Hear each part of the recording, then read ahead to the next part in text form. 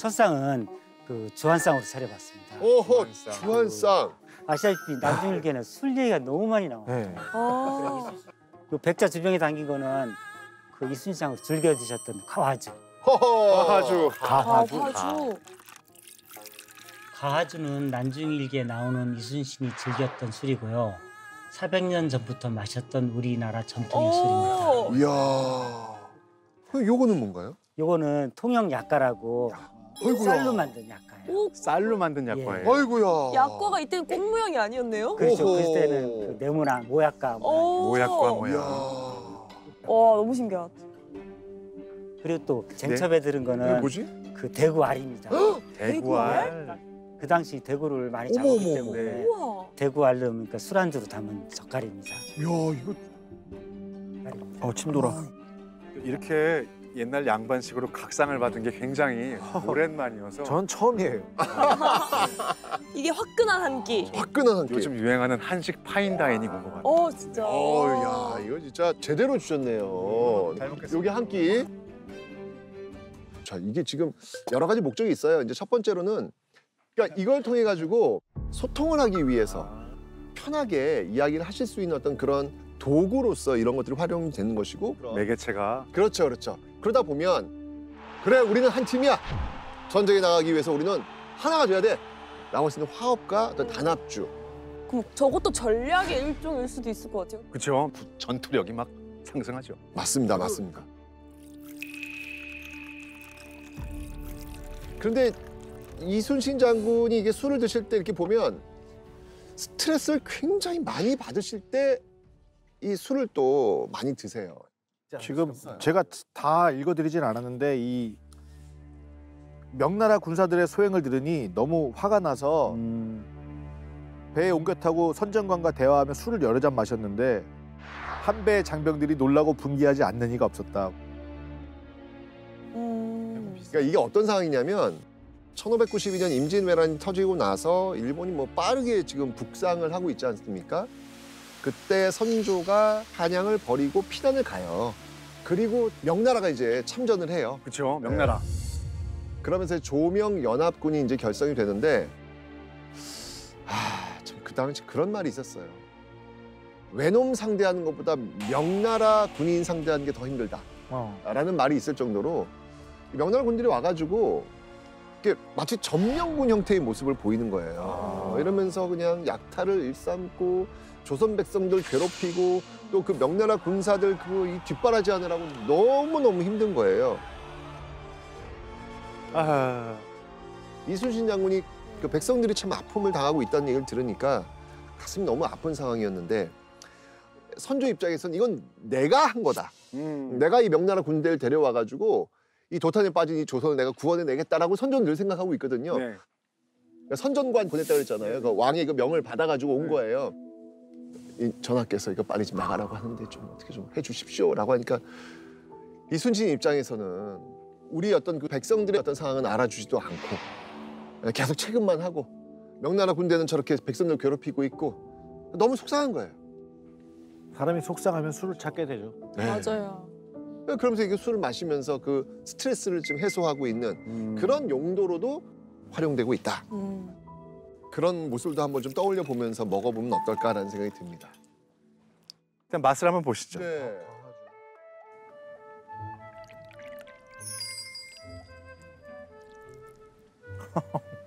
오, 너무 달고 부드러워. 달달한 향이 나는데. 단향이 나죠.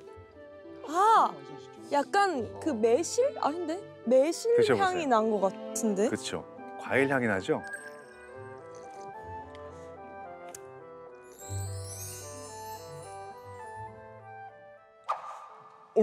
지금 원샷 하신 거예요 지금요?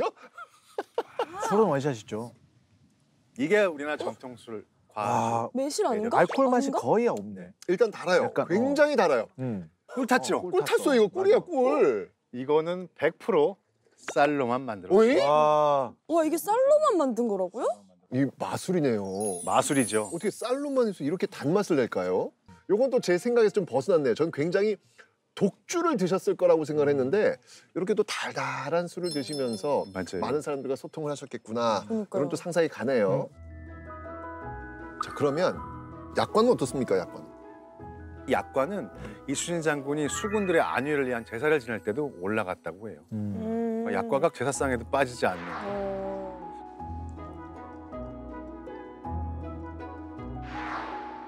약과를 드시오들. 자, 이순신 장군께서 즐겼던 이 귀한 음식 먹어보겠습니다.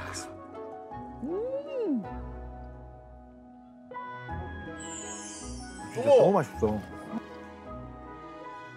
굉장히 담백하고요. 그렇게 계피향 느낌도 좀 나는 것 같고. 저희가 먹는 약과보다 촉촉한 것 같아요. 오호. 그렇죠. 어디 한번 이번에 이거 대구 알젓이라 그랬죠? 네. 어디? 너무 기대된다. 그러니까 완전 기대가 되는 차요.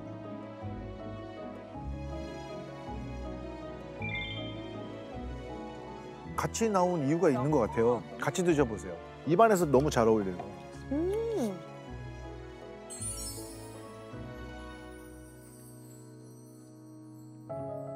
이렇게 고급져 보이죠?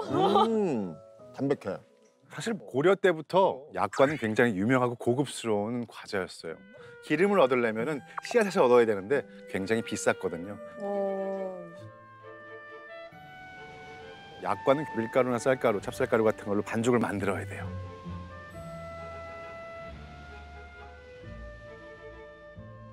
그리고 기름에 튀긴 다음에 그거를 꿀이나 조청에 담그는 방식의 요리법이거든요.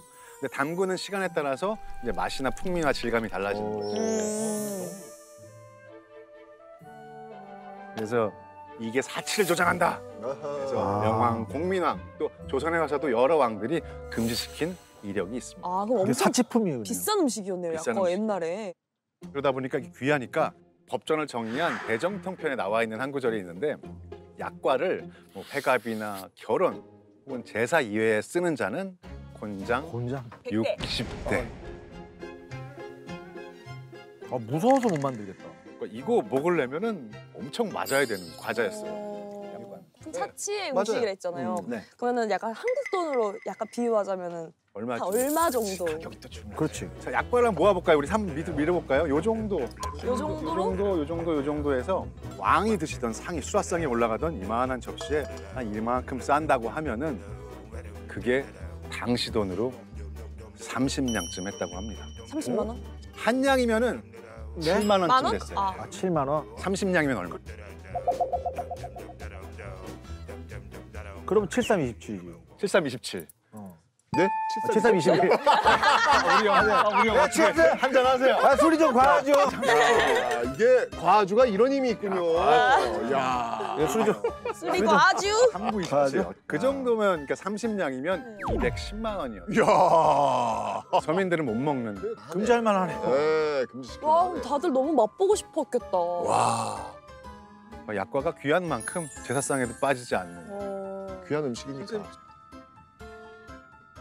그러니까 정말 이순신에게 1597년은 자신의 인생에서 지우고 싶은 그런 한 해가 아닐까. 아, 첫 번째는 고문을 받아서 몸이 무너졌다 그랬잖아요. 네. 두 번째는 이순신의 정신적 상태가 무너지는 그런 일이 벌어집니다. 배구중군 하면서? 하면서. 1597년 4월 16일 집에 도착하여 빈소를 차렸다. 비가 크게 내렸다. 나는 아주 지친 데다가 남쪽으로 갈 일이 또한 급박하니 울부짖으며 곡을 하였다. 오직 어서 죽기만을 기다릴 뿐이다. 아이고. 그래서도 느껴지는 것 같아요. 어떤 상황이냐면 몸이 정말 부서질 대로 부서진 상태에서 옥문을 나왔잖아요. 어머님이 그 고문 받고 아픈 아들 보고 싶겠죠. 그래서 배를 타고 올라오세요. 올라오시는데 어머님이 고령이세요. 기력이 딸리셔가지고 결국 배를 타고 오시다가 배 위에서 돌아갔어요. 아이고야. 어머니. 생각해 보세요. 어떻게 보면 자기를 만나기 위해서 어머님이 오시다가 돌아가신 거잖아요. 그에 대한 죄책감은 또 얼마나 크겠어요. 조선시대는 부모님이 돌아가시면 3년상이라는 걸 해야 돼요. 네. 그 무덤 옆에서 제를 지내면서 부모님 곁에 3년 동안 있는 거 그게 효의 길이거든요. 근데 백의종군에서는 그게 안 돼요. 그냥 못해요? 가서 인사만 하고 명령을 받았기 때문에 떠나야 되는 거예요. 그 아들의 심정이 어떻겠어요? 진짜 너무 속상했을 것 같아요. 근데 그 고통스러운 그 640km의 길을 가는 과정에서도 그래도 이순신이 버틸 수 있었던 건 뭐냐면 그 이순신을 바라보고 있는 백성들. 그 백성들을 보면서 그나마 살아낼 수 있는 힘, 그나마 버틸 수 있는 힘 이런 것들을 이순신이 가지지 않았을까라는 생각이 듭니다. 동네 사람들이 각기 술병을 갖고 와서 멀리 가는 이의 심정을 위로해 주기에 거절하지 못하고 몹시 취하고서 헤어졌다. 갈 때마다 이런 어떤 만남들이 있어요.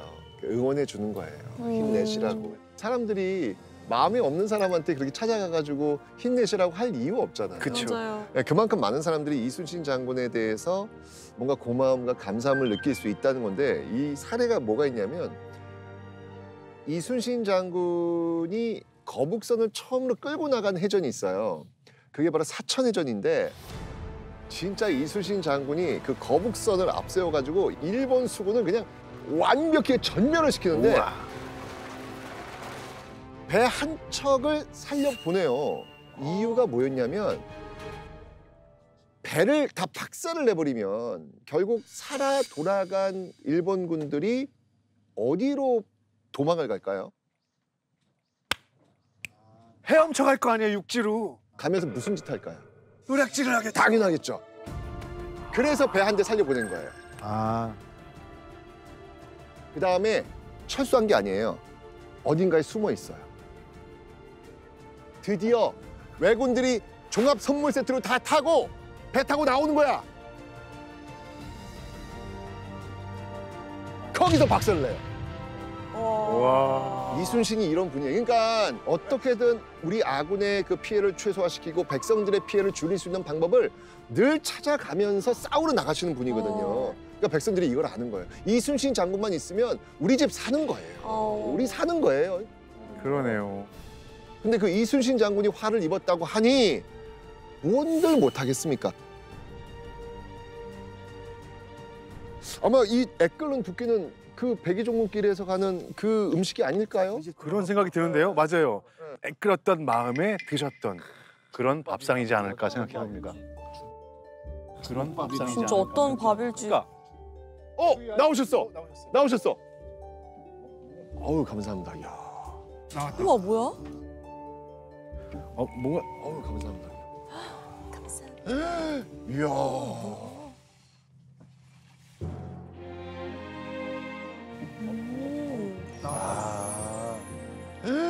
이야.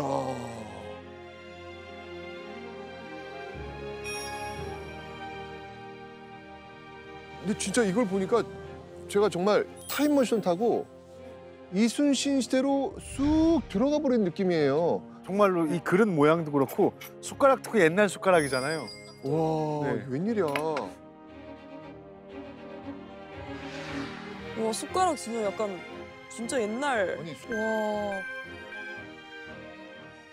이순신 장군께서 백의종군 때하고 어머니 상중이잖아요. 네. 그래서 연포탕을 드셨다고 기록이 나와서 그 연포탕을 제가 지금 그 당시 음식 그대로 한번 재현해 봤습니다.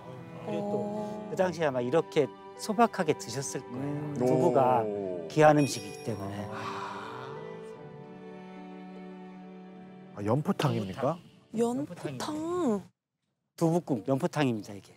근데 원래 연포탕이면은 저희가 흔히 아는 건 약간 낙지 들어가고 막 해산물 뭐 이런 거 예, 들어가는 맞습니다. 그런. 16세기에 먹었던 연포탕은 끓는 콩물에 간수를 넣어 몽골해졌을 때 뜬 부드러운 두부국으로 추정됩니다.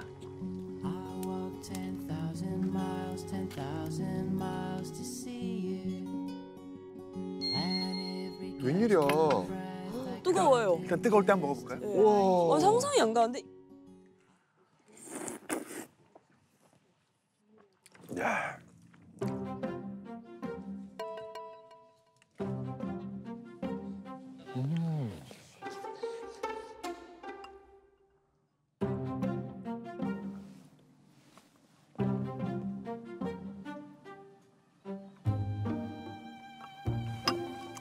근데 얼핏 보기에는 순두부 같은데 전혀 순두부가 아닌 부드러운 두부.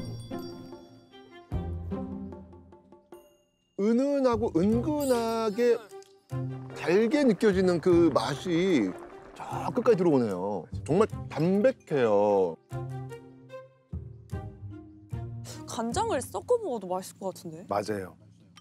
조선 간장이니까 살짝 찍어 드세요. 염도가 높아요. 우리가 먹는 지금 양조 간장보다. 아.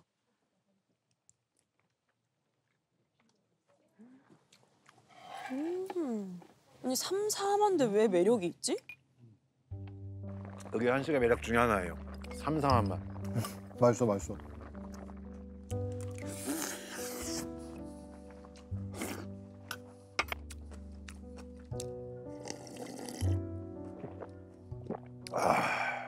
와, 진짜 맛있다.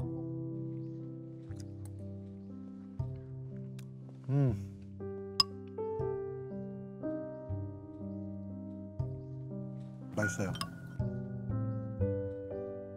근데 너무 재밌지 않습니까? 이게 연포탕이래요. 너무 재밌죠. 그러죠? 연자가 무슨 연자예요? 우리 연육할 때 연자예요. 포는 두부 포자인데 사실 조선시대 문헌에 보면은 연포 자체를 두부랑 같이 쓰는 경우가 좀 많아요. 연포 자체가 두부였던 거죠. 두부고기. 16세기 후반부터 18세기 후반까지는 두부는 굉장히 핫한 음식이었어요. 비싸고 고급 음식이었어요. 귀한. 고급 음식이었어. 지금의 기준으로는 볼 수 없고 그때 기준으로 봤을 때 두부 만드는 일이 가장 힘들어요. 맷돌로 아주 곱게 갈아야 돼요. 또 불 조절도 잘해야 돼요. 노동력이 상당히 필요로 하는 거면 맛도 내야 되고 그 기술도 요하고 과정이 상당히 복잡해요.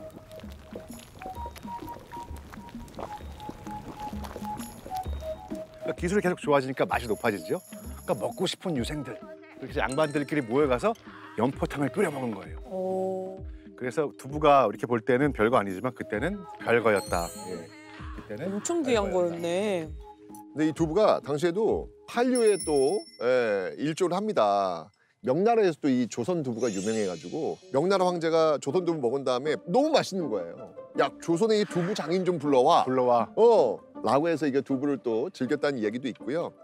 또 임진왜란 때 사실은 일본이 우리나라 그 장인들을 많이 데려가요. 끌고 가는 거죠. 근데 그중에서 두부 장인들도 데려가요. 왜냐면 당시 일본에선 주로 연두부를 많이 먹었는데 이 조선의 이 모두부, 야 이게 식감도 좋고 맛있는 거예요. 그래야 또 일본에 또 이렇게 이 모두부를 또 유행시킨 그런. 배워서 가면 되지 왜 또 사람을 데려가가지고 이렇게. 그러니까요. 이거를 장군님께서 그때 드시면서 어떤 심정이셨을까요? 사실 뭐 입맛이 있으셨겠어요. 이거 아무리 맛있어도 이순신 장군 입맛 없었을 거예요. 맞아요. 그러니까 지금 그럼에도 불구하고 이순신에게는 남아있는 것이 있잖아요. 천하무적 조선 수군이 있지 않습니까? 이 음식을 먹고 빨리 힘을 내서 그 다음을 준비하려고 하시지 않았을까. 절망적인 상황에서도 응원해주는 백성들이 차려준 한 끼를 먹고 힘내셨을 모습이 좀 떠오르긴 해요. 전난 중이어서 고기는 없지만 가장 드릴 수 있는 정성스러운 음식을 드린 게 아닐까. 맞아요.